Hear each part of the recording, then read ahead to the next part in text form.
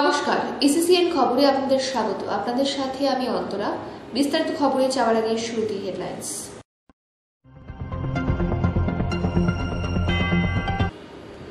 শিলিগুড়ি সংলগ্ন কাওয়াখালী এলাকায় দুটি গাড়ির মুখোমুখি সংঘর্ষকে কেন্দ্র করে চাঞ্চল্য ছড়ালো গোটা এলাকায়।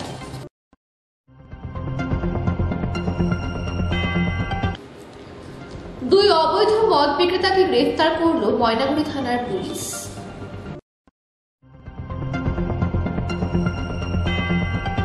শিলিগুড়ি পৌর নিগমের ৪৭ নম্বর ওয়ার্ডে তৃণমূল কংগ্রেসের নেতার অবৈধ নির্মাণ নিয়ে এবার পদক্ষেপের আশ্বাস দিলেন শিলিগুড়ির মেয়র গৌতম দেব। আসছে বিস্তারিত খবরে। শিলিগুড়ির সংলগ্ন কাওয়াখালী এলাকায় দুটি গাড়ির মুখোমুখি সংঘর্ষকে কেন্দ্র করে চাঞ্চল্য ছড়ালো গোটা এলাকায়। শনিবার সকালে একটি ট্রেলার ও একটি ট্রাকের মুখোমুখি সংঘর্ষ হয়। ঘটনায় গুরুতর জখম হয়েছে দুই গাড়ির চালক। সংঘর্ষের জেরে দুমড়ে মুচড়ে যায় ট্রেলারটি। গাড়ির ভেতরেই আটকে পড়ে যায় চালক। ঘটনাটি দেখে ছুটে আসে স্থানীয় বাসিন্দারা। খবর দেওয়া হয় পুলিশে। চালককে উদ্ধার করতে ডাকা হয় দমকল। এরপর দমকল কর্মী স্থানীয়দের সহযোগিতায় আশঙ্কাজনক অবস্থায় ওই চালককে উদ্ধার করে এবং চিকিৎসার জন্য উত্তরবঙ্গ মেডিকেল কলেজ ও হাসপাতালে পাঠায়। এরপর পুলিশ দুর্ঘটনাগ্রস্ত ওই গাড়ি দুটিকে সড়ক থেকে সরিয়ে যান চলাচল স্বাভাবিক করে। গোটা ঘটনা তদন্ত শুরু করেছে পুলিশ। হয় তো যেই গাড়িটা এই যে রোডের মাঝখানে আছে, এই গাড়িটার অবস্থা খুবই খারাপ অবস্থায় রয়েছে। আর ড্রাইভার ভিতরে ফেসেছিল, তো তাকে কোনো রকমে বের করে মেডিকেল কলেজে নিয়ে যাওয়া হয়েছে। কী করে বের করা হলো? তাকে এই এখানকার লোকাল বাসিন্দারা মানে বের করেছে। ফায়ার ব্রিগেড এসেছিল, প্রশাসন এসেছে। প্রশাসন মানে খুবই ভালো কাজ করেছে, ফায়ার ব্রিগেডও। আর এখানকার লোকাল বাসিন্দারাও খুব মানে দ্রুত মানে উদ্ধার করে মেডিকেল কলেজে নিয়ে যাওয়া হয়েছে। পরিস্থিতি রয়েছে এখন সেই ড্রাইভারের পরিস্থিতি এখন পর্যন্ত তো কিছু জানি না, তবে খারাপ অবস্থাতেই আছে। কোন গাড়িটার দোষ ছিল? এই গাড়িটারই দোষ ছিল RJ নাম্বার গাড়ি, রাজস্থানের। তো কারণ ইনি খুব দ্রুত গতিতে আসছিল, রং সাইডে এসেই মেরেছে উল্টো দিকে গাড়ি। दादा आपका नाम? चंदन सिंह। क्या घटना हुआ है? ये टेलर और इसका टक्कर हुआ था, तो हम लोग को फ़ोन गया 6 बजे कि ये एक्सीडेंट हो गया है, आके निकालना है। हम लोग ने आया, इसको निकाल दिया। गाड़ी का जो ड्राइवर है उसका हालत क्या था? उसका पाँव टूट गया है, एक तो पाँव टूट गया। कहाँ पे ले गया उसको मेडिकल में लेके गया है इलाज के लिए। इस जगह का नाम क्या है? কাওয়াখালী। এসএসসিএন খবর 3ঘাটা। দুই অবৈধ মদ বিক্রেতাকে গ্রেফতার করল ময়নাগুড়ি থানার পুলিশ। শুক্রবার গভীর রাতে ময়নাগুড়ি ব্লকের ভোটপট্টি এলাকায় পুলিশ গোপন সূত্রে খবর পেয়ে অবৈধ দুই মদ বিক্রেতাকে গ্রেফতার করল। জানা যায়, সাইকেলের এক পাশের ব্যাগে রয়েছে জল, অপর এক পাশের মদের বোতল। এভাবে অভিনব কায়দায় ব্যবসা চলছিল ময়নাগুড়ির ভোটপট্টি এলাকায়। আর সেই খবর পেয়ে হাতে নাতে মদের ফ্লাইং এজেন্টকে ধরে ফেলল ময়নাগুড়ি থানার পুলিশ। অভিযুক্তর নাম বিষ্ণু রায়।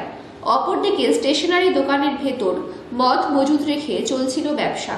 সেই খবর পেয়েও চলল অভিযান। অভিযানে গ্রেফতার ভাঙারহাটের বাসিন্দা রজনী রায়।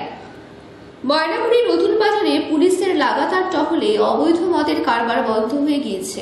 অপরদিকে প্রশাসনের নজর এড়াতে কখনো দোকানে কখনো ঘুরে ঘুরে বিক্রি হচ্ছে মদ।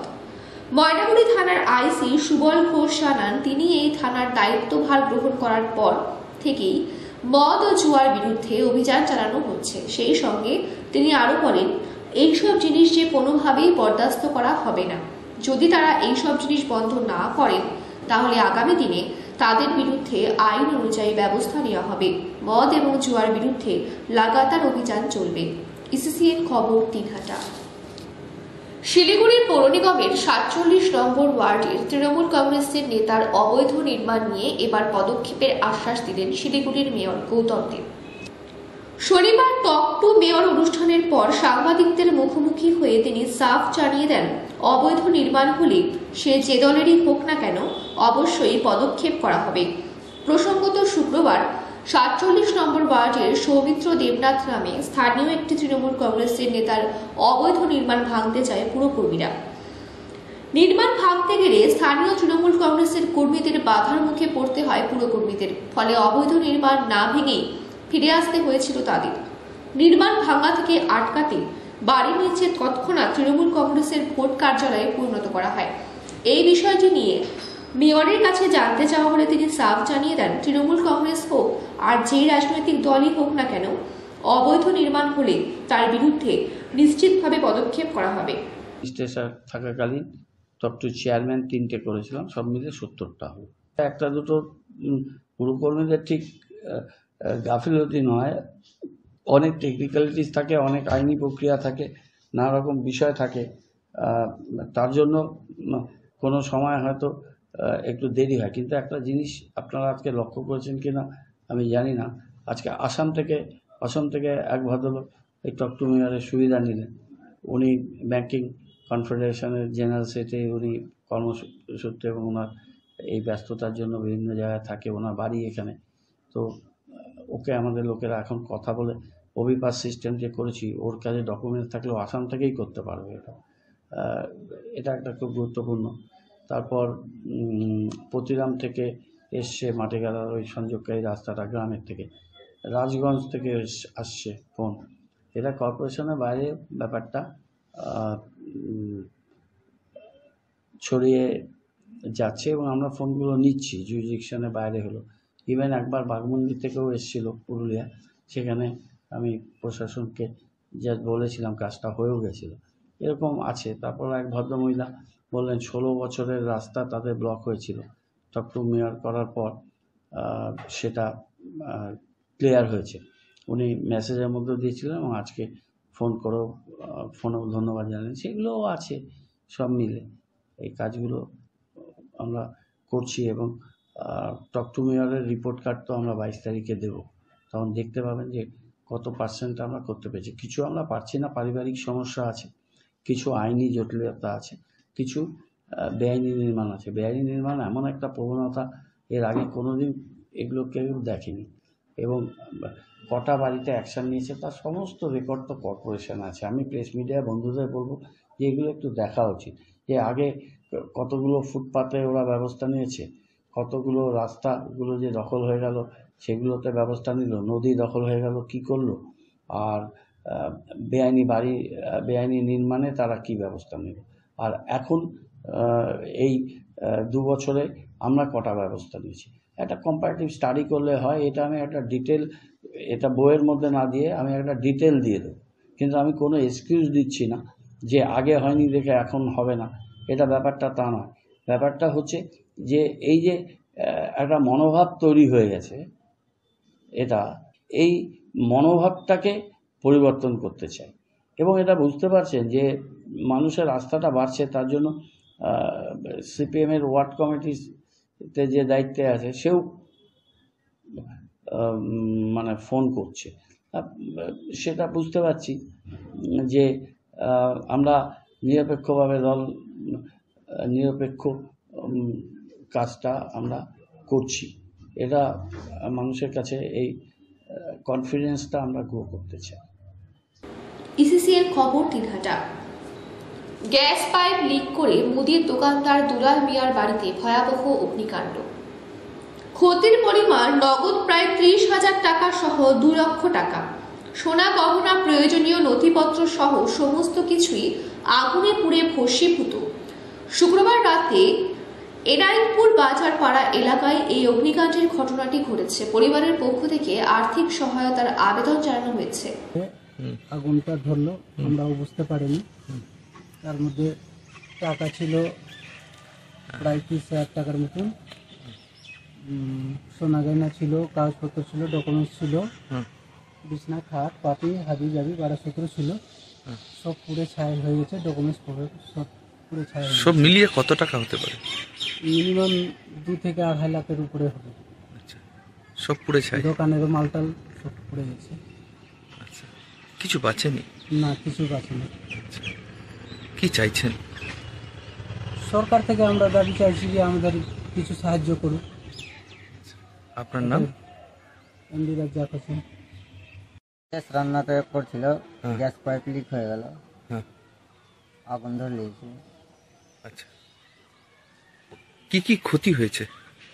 প্রায় 30,000 টাকার নগদ ছিল, দোকানের মালগুলো ছিল আর সব সামানগুলো ছিল, হুম, এগুলো খাট বিছনা সব পুড়ে গেছে। সব পুড়ে। এসএসসিএন খবর দিনহাটা। সন্দেশখালীতে নারী নিগ্রহের প্রতিবাদে মৌন মিছিল অখিল ভারতীয় বিদ্যার্থী পরিষদের।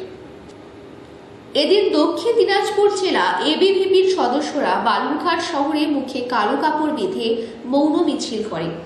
এবিভিপি এর সদস্যরা জানান, সন্দেশখালীতে নারীদের উপর অত্যাচার লুটপাট চলেছে। এরই প্রতিবাদে এই দিন বালুরঘাট শহরের মৌন মিছিল করা হয়।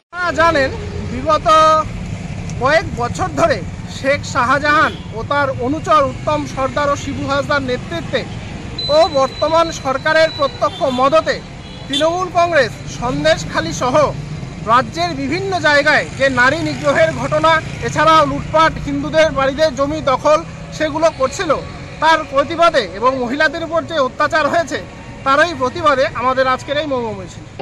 এসএসসিএন খবর দিনহাটা। বালুরঘাটে ফ্লো 24 নামক আর্ট ফেস্টের শুভারম্ভ হলো আলপনা প্রতিযোগিতার মধ্য দিয়ে। আলপনা প্রতিযোগিতার মধ্য দিয়ে শুভারম্ভ হলো আতশ শিল্প গোষ্ঠী আয়োজিত বালুরঘাট আর্ট ফেস্টের। শনিবার আতশের পক্ষ থেকে বালুরঘাট শহরের ফ্রেন্ডস ইউনিয়ন ক্লাব সংলগ্ন এলাকায় একটি আলপনা প্রতিযোগিতার আয়োজন করা হয়। বাঙালি পরিবারগুলিতে আলপনা একটি বিশেষ অংশ, আর আলপনার ঐতিহ্য ধরে রাখতে একটি অভিনব উদ্যোগ গ্রহণ করেছে বালুরঘাট শহরের আতশ শিল্প গোষ্ঠী। 8 থেকে 80 সকলেই একত্রিত হয়ে একটু অন্যভাবে আলপনাকে উদযাপন করতে এই প্রতিযোগিতার আয়োজন করে আতশ।